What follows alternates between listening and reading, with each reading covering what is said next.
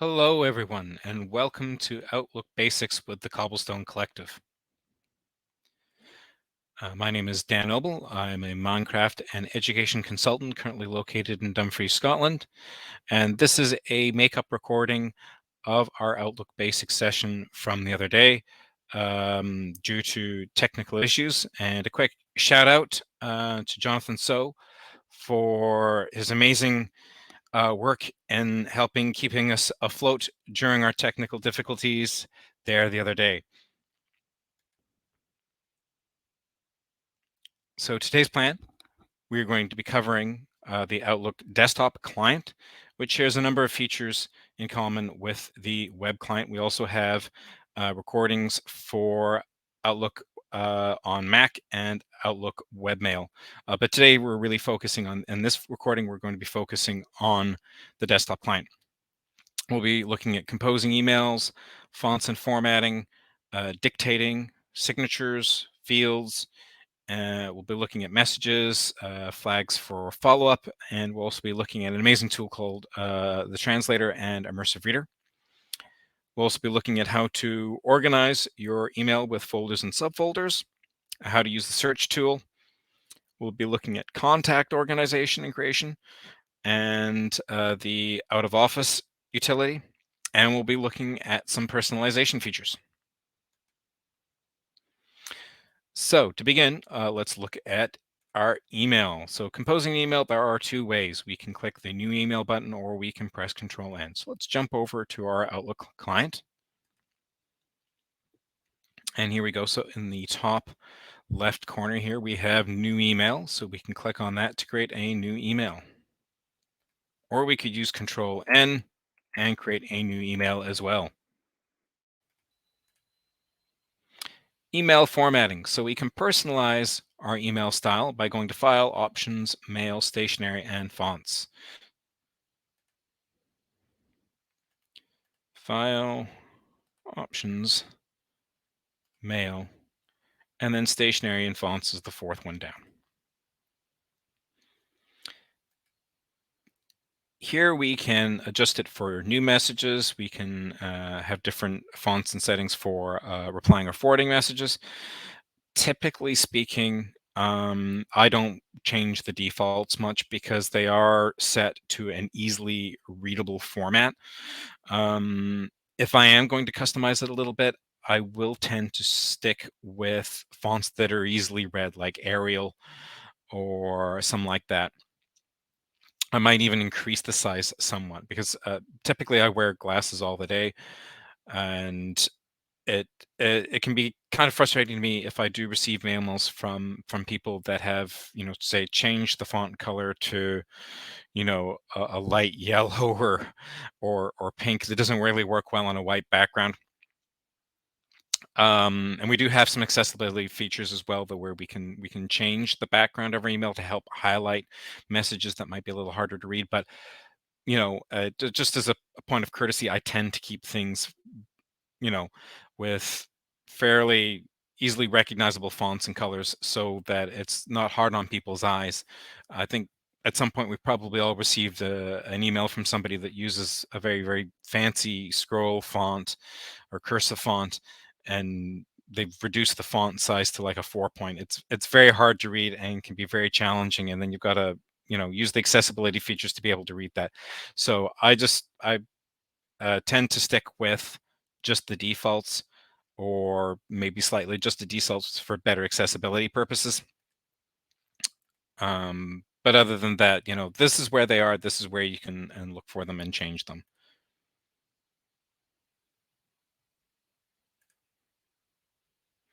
You can also change your formatting inside the email itself. So if I'm creating a new email here, I can click on the Format Text tab, and we have access to a lot of the different features that we'd normally find. They're similar to the ones we would find in Word.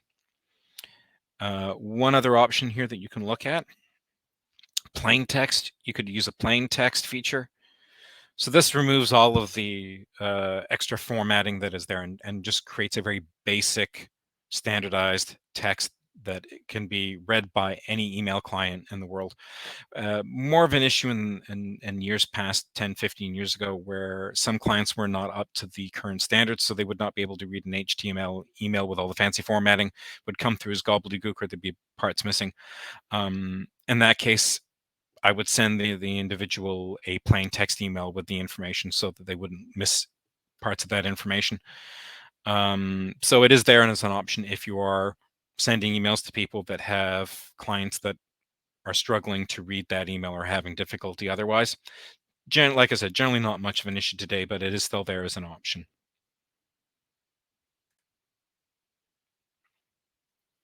And as a tip, we can change the background in our messages or messages that we've received from dark mode to light mode.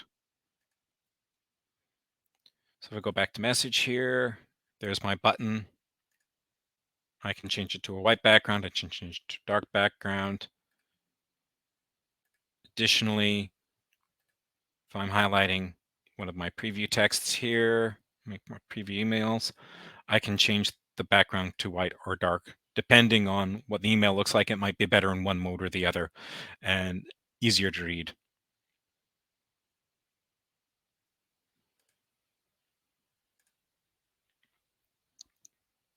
Next up, dictating your emails.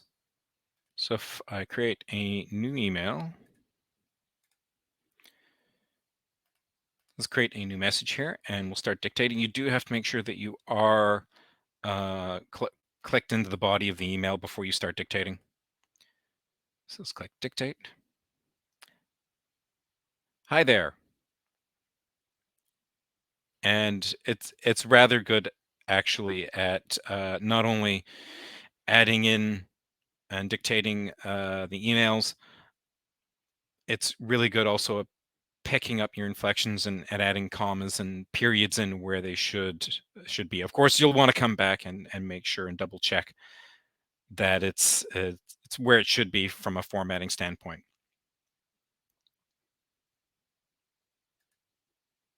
And we can actually change in here as well. We can go and we can change the language. So I could change it to detect if I was speaking French, I could change it to French Canada and read to it in French. I can also disable automatic punctuation. Next up, signatures. So with signatures, what we can do here is we can go over to File, Options, Mail, and Signatures. And we can create a number of signatures in here. So I've already got some in here right now. I've got a basic one. And I could edit this and change this. So if I just want a very basic plain text signature to add, and so I could add this one here also. I've created one in Word and I've changed it to a JPEG and I've imported it in. And then I've got another different one here. So I can basically create different signatures for sending to different people or for different subjects or for different groups, whatever I deemed was an appropriate signature for that particular situation. And I can have it set as a default for replies or new messages. So we'll pick this one here and we'll set basic. So anytime I create a new email now, it'll do this basic signature. And we could change that inside here as well. If I prefer to have this one, I can add them just by clicking this button up here and selecting which signature I would like to add. I can even add new signatures. So I can open up that dialog box again and come back here, and just like accessing it from the options, I could create a new signature in here. Basic 2.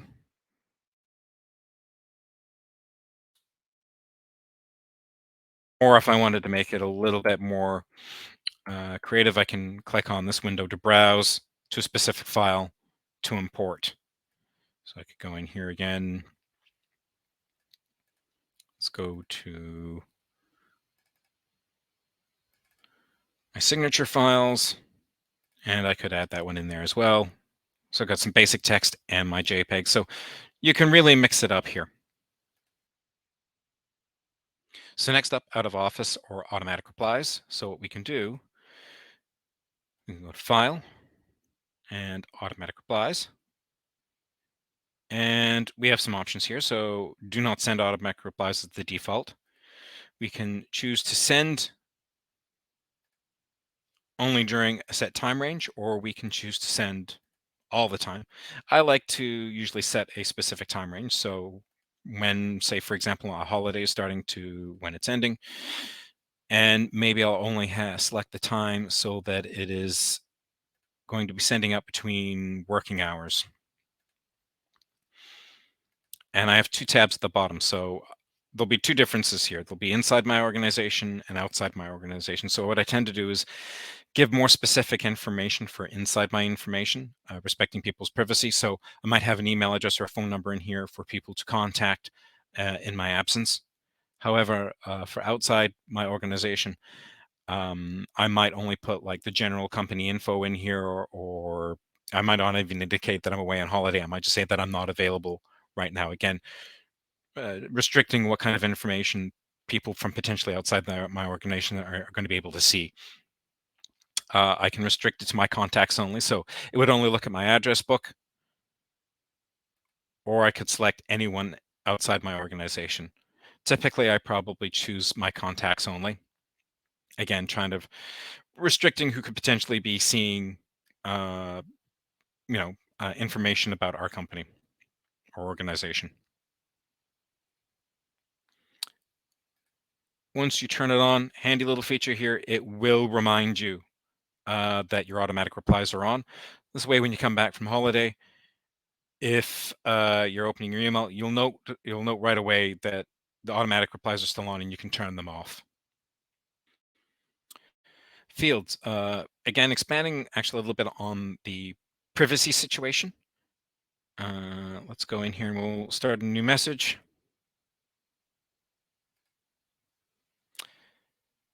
So by default, you're going to have two or carbon copy. So carbon copy or two, you put the emails in there, the email addresses in there. When you click send, it's going to send to everybody on those in those lists, and everybody's going to be able to see who's received those emails, and any responses are going to go potentially to reply all and reply to all those people. So this can get, this can really fill up an email fast. So there's situations where you may not want everybody to get those responses. You may not even want people to see those, who else you've emailed. Good example of that would be if I'm a teacher sending emails to parents regarding an event in my classroom. From a privacy standpoint, I don't want everybody to see each other's addresses, and I don't want them to be able to reply all and fill up people's emails inboxes and potentially see replies that people shouldn't be seeing.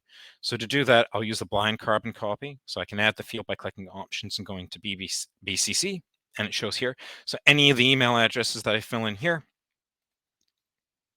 nobody else will see who I've emailed, protecting everybody's privacy. So very important to use this, I think, in a lot of situations. Next up, flagging for follow-up. So in my inbox here, if I hover over an email and I move my cursor over here, I can click on that to flag it for follow-up. So it'll indicate that I need to come back here and follow up on this email if it's particularly important. I can also right click and I can change here the date when it should, again, flag me for responding to this email and addressing it. I can add reminders, I can clear the flag. There's a few options here to play with to, again, highlight that email for it being followed up on. So next up, the translation tool and immersive reader. So these are great tools for accessibility or for helping you digest information in different ways. Let's jump over to Outlook. So in my preview here, again, I can always click my background change here to help me look at that in a different way. Maybe show it in a better way if it's formatting doesn't work with a particular background. And we'll click on translate here. We can change our preferences here.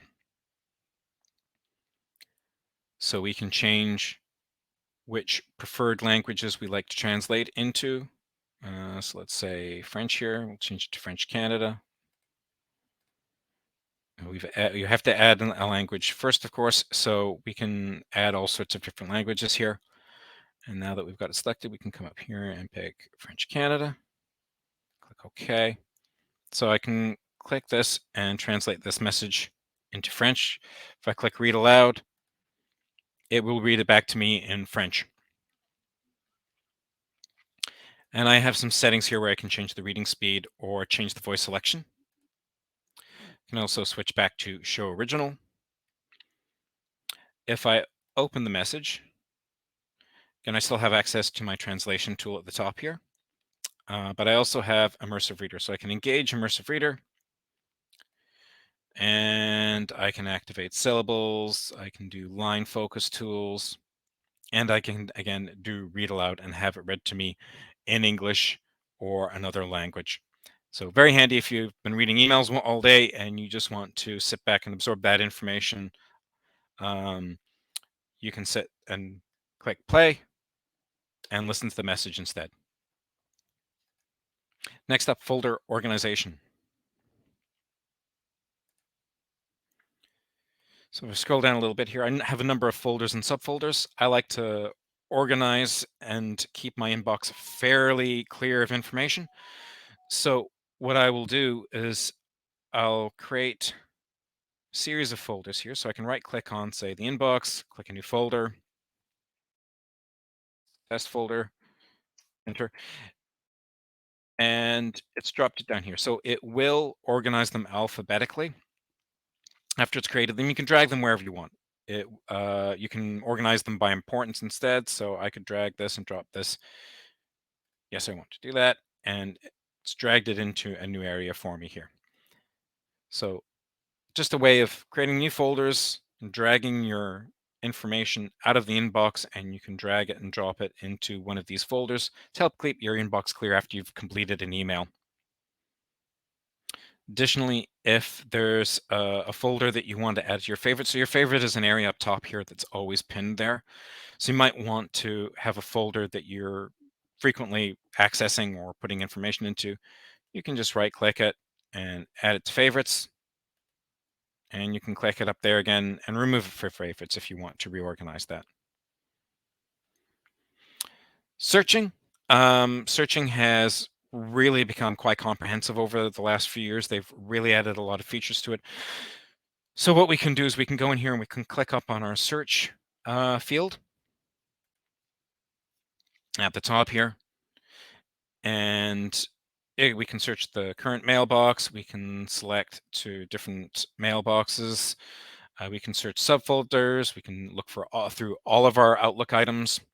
Typically, that may be one thing that I will select. If we click this down arrow here, like on the toolbar below on the ribbon, there are all sorts of different advanced search options that we can search through. So it's all a method of really coming through and really looking, and we could search for attachments.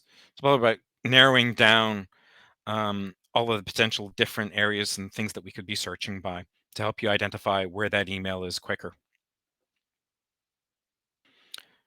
Next up, we have contacts. So we can create new contacts, we can organize them into groups, and we can organize them into folders. So down at the bottom here, we can click on our contacts tab. And if I click on an address book here, I've got some pre-made groups here. So a group I would use, if I create a new group, I would add context to that group. So if I was emailing a bunch of individuals on a regular basis about some various topics, rather than adding them all in the to field individually, I could create a group and add those users to a group. So let's create a new group. Let's call it test group. And I can click add members, create a new member here, or from an address book. It'll open up my address book, and I could add an individual from here, and I can add them all in. Once I'm done, I can click Save and Close. And I've got my test group filled with a bunch of email addresses. So instead of, like I mentioned, you can go in and just add that group to the to field, and it will email all those users. I can create a new contact in here. And you can add business cards, you can add pictures, various different fields that you can list in here, lots of different stuff. Once you have contacts in your contact list here, you can also create these folders. So if you want to, instead of having one address book with everybody in it, you can create new folders and drag those contacts and groups into those folders and have separate address books essentially. So I've dragged it into test 3, so that group is now in this test 3. So you might want to separate these a little bit more based on subject matter or category. Finally, calendar. So if we go into our calendar here, so it's this icon down here at the bottom. And in our calendar here, we can just double click on a space to start a new meeting or a new appointment. We have a Teams button here. So if you click this, it creates a Teams event. So basically it's creating a meeting, but it's adding that Teams link in there automatically for you. So I'll click on new meeting here.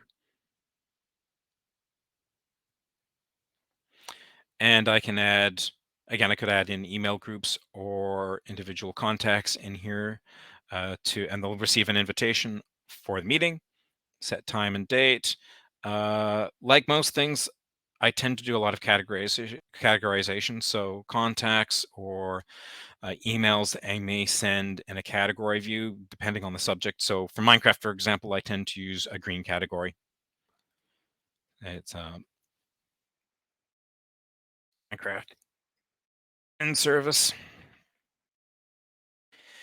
One other little cool feature here is the scheduling assistant. So I can come in through here, and if you've added other people from your own organization into this meeting, it will show you potentially, it'll show you their schedule. So you can schedule around and have your meeting when they're not busy. And when you're finished, you can just click send, and it will send the invite and put it into your calendar.